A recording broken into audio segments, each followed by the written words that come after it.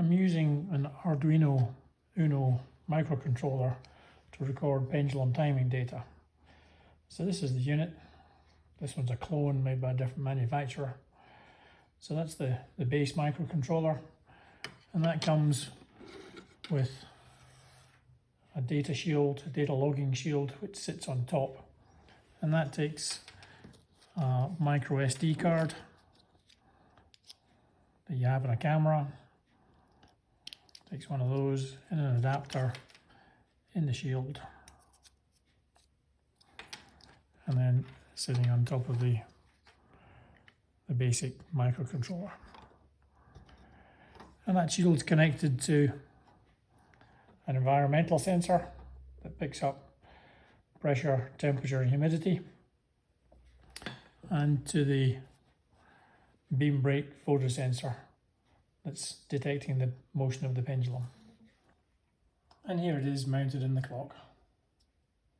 It records every second swing, so it's ignoring the return swing of the pendulum. And here's the wiring diagram for those sensors. And this image and the source code that makes all of this work are available on GitHub at the link below. Using that setup, I get results like this. So you can see the date and time that the experiment was run, the swing time of the pendulum, the error, which is converted into seconds per day, and the temperature, pressure, and humidity readings.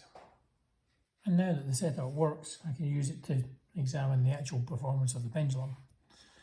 And here we see the effect of making the coarse adjustment to the rating nut underneath the bulb, and changing that nut and dropping the bulb by 10 turns, raising it by 10 turns. And you can see we get a fairly linear response, which is what we'd expect. And the effect is approximately 30 seconds per day per turn of the rating nut. As well as establishing the sensitivity of the rating nut, we can see that I need to bring the bulb down by a little over 3 turns to get the clock to the right run rate. I can also take a look at the behavior of the pendulum as temperature changes. And here we see that as the temperature rises, the pendulum rod expands, extends, and the clock slows down, which is what we'd expect from an uncompensated pendulum.